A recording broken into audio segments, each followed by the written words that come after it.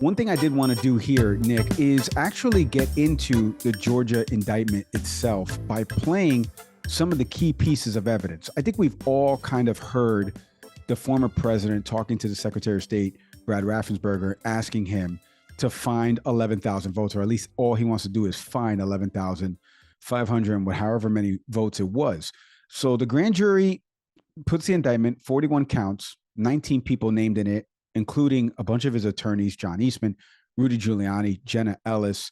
All of these folks, after 75 witnesses were all heard from in this grand jury, the indictments come down, and everyone has pointed to what the prosecution will probably show, not probably, they'll definitely show it. And they're going to do it hopefully like I done it, which is cut up segments from an hour and 2-minute phone conversation that the former president, his chief of staff, Mark Meadows, and a couple of his attorneys all had with the Secretary of State, Raffensperger, and the attorneys down there in Georgia as well. But what I wanted to do here, Nick, and for our audience, was actually play parts of this.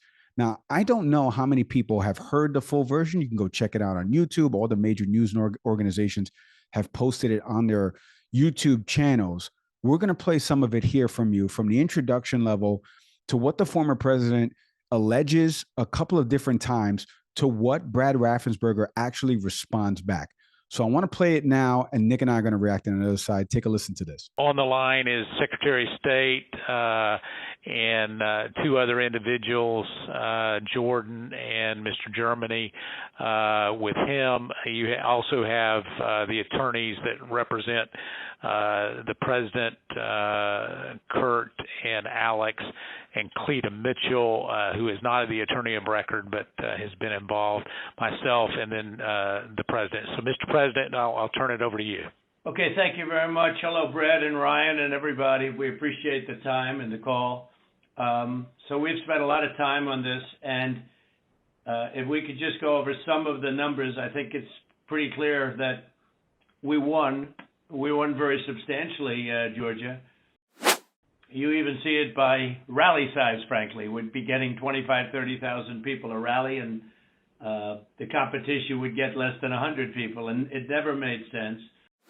But we have a number of things. We have at least two or three, anywhere from 250 to 300,000 ballots were dropped mysteriously into the rolls. Much of that had to do with Fulton County, which hasn't been checked. We think that if you check the signatures, a real check of the signatures going back in Fulton County, you'll find at least a couple of 100,000 of forged signatures of people with who have been forged. But you also have substantial numbers of people, thousands and thousands, who went to the voting place on November 3rd, were told they couldn't vote. We're told they couldn't vote because a ballot had been put in on their name. And, that's very, very, very, very sad. You had absentee ballot sent to they were absentee ballots sent to vacant addresses. They had nothing on them about addresses. That's 2,326. But politicians in every state, but politicians in Georgia have given affidavits and are going to that there was no way they beat me in the election, that the people came out. In fact, they were expecting to lose. And this may or may not be true. This just came up this morning, that they are burning their ballots, that they are shredding ballots and removing equipment. They're changing the equipment on the Dominion machines. President Trump, we've had several lawsuits, and we've had to respond in court to the lawsuits and the contentions. We don't agree that you have one. I didn't agree about the 200,000 number that you mentioned. I don't believe that you're really questioning the Dominion machines, because we did a hand retally, a 100% retally of all the ballots, and compared that to what the machine said, and it came up with virtually the same result. Then we did the recount, and we got virtually the same result. So I guess we could probably take that off the table. I don't think there's an issue about that. So like I was mentioning, I encourage a lot of people out there to go to YouTube, type in, President Trump's phone call with Brad Raffensperger. You could probably see it on Washington Post's site. They've posted the full hour and 2-minute phone conversation.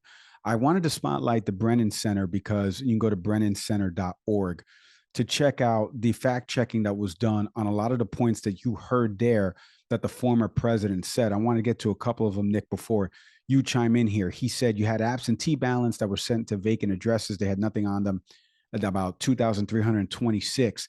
Later on in the phone call, the Secretary of State Raffensperger explained to him that the data was wrong. Georgia and other states use a wide range of procedures to make sure that requests for mail ballots come only from currently registered voters, and they take steps to reduce errors when sending mail ballots, including routine maintenance of voter rolls. So this is according to the Brennan Center research that has been done. Now, he claimed about the Dominion machines, and obviously we know about the lawsuit with Fox News and all of that, and that settlement for $787 million. He says in the clip that you just heard, they are burning their ballots, they are shredding the ballots, removing equipment, they're changing the equipment on the Dominion machines, and that's not legal. Despite public claims, obviously, according to the Brennan Center, both Fox News and the former president knew that the claims about Dominion held no merit. Election officials in Georgia employ rigorous federal and state testing and certification practices both before and after elections to prevent fraud and machine errors. And now, quick correction by me there. That is Dominion that posted that, about the election officials employing rigorous federal and state testing and certification practices. But obviously, Georgia's the one administering the testing practices. One other thing I wanted to point to, he mentioned about the election workers that were fired for shredding, or I forget what he says now, because as you mentioned earlier, Nick, he says so many different things that it's very tough to fact check the stuff in real time, as we're trying to do right now. He had mentioned about shredding the votes. There were 2 election workers who were under fire that they were working in Fulton County, and they had been fired for shredding voter registration forms, not actual ballots, registration forms. But again, as everyone's trying to fact check this stuff in real time, and both workers were dismissed a few days after the election process, or at least when the runoff stuff was happening. So during that October into November window, it fed into this whole elections rigged and they're shredding ballots conversation that the former president you just heard in the video, and the audio, that he was saying there. So those are some of the claims there. Like I mentioned, brennancenter.org. If you just want to learn a little bit more about some of the things he mentioned, he said something about drop boxes in there. He said that there was voter impersonation and close to 5,000 people that were voting. And obviously there was no proof of that. The Brennan Center debunked those allegations of dead voter fraud and voter impersonation. It's extraordinarily rare, according to every reputable, not only news outlet, but source that's actually fact checking this stuff.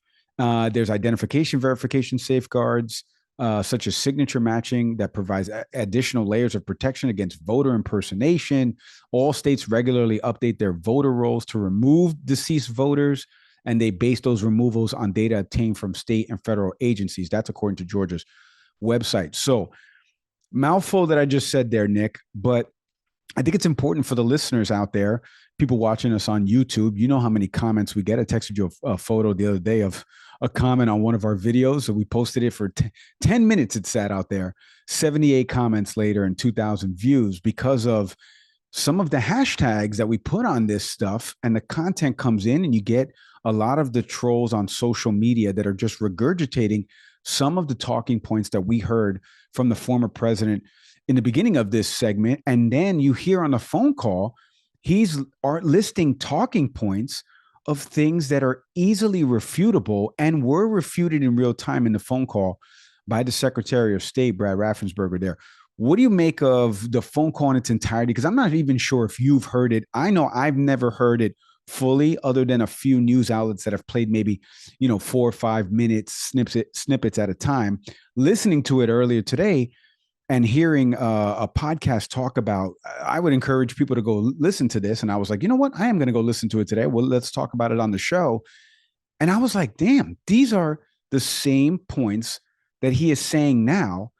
And again, when he's saying it then, we still were into the ability for the former president to challenge the results of the election, which he's allowed to do up until a certain point, right? Concession is not written down anywhere. You don't actually have to concede. You can continue with all your legal challenges. But once you've exhausted all of them, okay, now it's time to hang it up. And he is regurgitating points from 2023 that he was saying on that phone call in 2020 with no actual proof. So what do you make of everything that I just played there from the former president and that phone call in Georgia? Yeah, I mean, as you were talking, I was looking at the charges, and the former president has. I mean, you're looking here. I mean, it's several, several to put it lightly. So, the thing about the phone call, specifically that clip, I need to find 11,000 votes. Right now, I'm not saying exactly the way he said it, but it was pretty close. When you listen to that call, just the part you just played. So let's look at some of the charges for the former president. So charge one is violation of the Georgia RICO Act, which stands for racketeering, influence, and corrupt organizations. Okay, so it's the idea that the former president, was in on this with other people. Probably tough to prove, but that's one of the charges there. Charge 5 is solicitation of violation of oath by public officer. That one's crucial because think about the clip. First off, let's go with the clip you just played. So the former president puts forward falsehoods. Now, at that moment in the clip, he's not asking for people to do anything about that. Not yet. That comment about the 11,000 votes is where charge 5 probably comes from. But as we heard in the tape, though, it's already being refuted. A retally had taken place, a hand retally, a recount had taken place, and the person whose voice you hear is telling the soon-to-be former president, you ain't got it. We've done all of it. There's no corruption here, and refutes the former president. Then you look at charge 9. Charge 9 is conspiracy to commit impersonating a public officer. So now you're getting into, we're going to try to work the system so that we're going to get people to speak on our behalf who happen to be employed, in the state of Georgia. Then you go over to what we have here. We got count 11. Count 11 is conspiracy to commit forgery in the first degree. So this gets into the idea that, well, we're going to start just writing up documents to prove this stuff, right? To prove our case. But the idea of conspiracy is where they're, and this is the thing I think it's going to be tough to prove, is did all these people agree to move forward with a plan? That's always going to be the tricky part. So as you were playing that tape, I was just reading these charges and I'm like, I see where the prosecutor is coming from. I understand the idea that when you listen to a phone call like that and someone is saying, I need you to get me votes, and here are these fallacious stories I'm going to put forward to prove it. And as cavalier as he put it, we have evidence of this, we have evidence of that. Again, it's a Mike Lindell impression. And the state of Georgia, to their credit, heard that and said, no, we don't have that here. That did not happen. I forgot the exact phrasing, but the guy said, we can't move forward with that. It just didn't take place. So I credit the state of Georgia, but I also am like looking at this list of charges and I'm just checking the boxes as you're playing the tape. And I totally understand at least the intent of what, they're putting forward. Now, obviously there was enough evidence to move forward to trial, but none of this is surprising so far. And by the way, I mentioned at the start, the person who's getting, charged with perjury or forgery and the impersonating a public officer, charge 8. That's David James Schaefer. So David Schaefer, wherever you are, I don't know why you decided to be this, the fool to get involved in the most obvious of these charges, most obvious to prove. But I guess my hat's off to you, sir. It's so tough listening to these phone calls because, again, the big thing that I've noticed on television, especially watching conservative media and listening to conservative media outlets that are further to the right than traditional ones, is the whataboutism game with Hillary Clinton and Al Gore in the 2000 election. And again, both of those folks exhausted legal options available to them, mainly Gore. Hillary Clinton obviously conceded, took it back, was still waiting for some counting, and then conceded later on in the wee hours of the morning. I forget how the timeline went, but regardless, she ended up calling Donald Trump to concede. Al Gore exhausted legal options based on something that happened actually where I live here in Miami-Dade County. And there's a great documentary out there, 537 votes, you can go check out on Max, that our friend Alfred Spellman and Billy Corbin have done about what happened during the 2000 recount. But Al Gore exhausted his legal options, and eventually his team said, we don't have it. We're not going to have enough votes. And they conceded to George W. Bush. That's been the talking point that I've noticed in a lot of different places, the whataboutism game. Again, the former president is within his right to have legal challenges. You have to have proof. The court of public opinion is one thing. You can say whatever you want on television, depending upon if the senior producer or executive producer will allow it to make it to air, or even the anchor, as we've seen Jake Tapper before cut off some things that were airing on CNN. But that doesn't mean that you can say those things in the court of law. As we saw with Rudy Giuliani in the Georgia case, I believe, or when they were bringing a legal challenge to one of the cases, it was either Pennsylvania or Georgia, and the judge had asked them a question about how many folks for the Republican side, for the Trump campaign, were actually in the room to be able to count the votes. You know, when you're doing a recount process, you're supposed to have somebody representing you. And he said there was a non-zero number of folks if you remember this quote. And the judge was like, what the hell does that mean? I'm paraphrasing now. And he said, no, there was actually somebody there representing us. You can say whatever you want in public. You just can't say it in the court of law because you have to have facts behind it. Former president doesn't have that in his side. Yes, one more, Mr. Zavari, for you before we get into the folks that could potentially unseat him as the GOP primary debate comes up on the 23rd. One more, Mr. Zavari. Yes. Yeah, real quick. This draws the parallel to me because you mentioned, on the other side of this argument, conservatives and pro-Trump supporters will argue, well, what about Hillary Clinton? What about Al Gore? This is the same thing we heard with the documents case, right?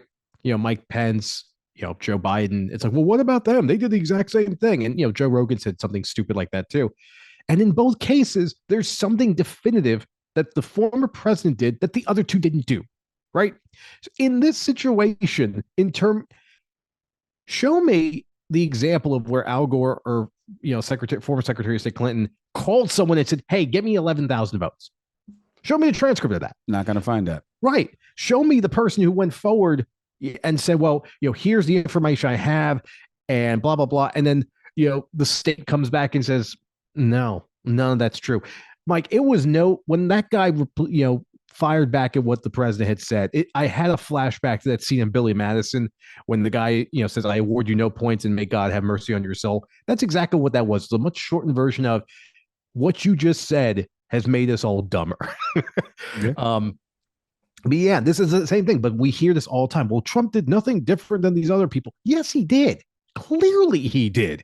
And it's enough evidence to say that this particular case needs to go forward, which is what's happening. Yep. You're absolutely right. If not, there'd be no indictments. If he had not taken it further and if he had just exhausted legal options and conceded, we are probably not here. And again, you make a great analogy, right? Find that Democratic candidate that actually went through those same steps, calling a former Secretary of State. Hey, thanks for watching the Can We Please Talk podcast. Whatever clip you just watched, we hope you enjoyed it. And we hope you stick around for some more. Subscribe to the channel. My partner's over here smashing the button. Come on, do him a favor. So hit subscribe.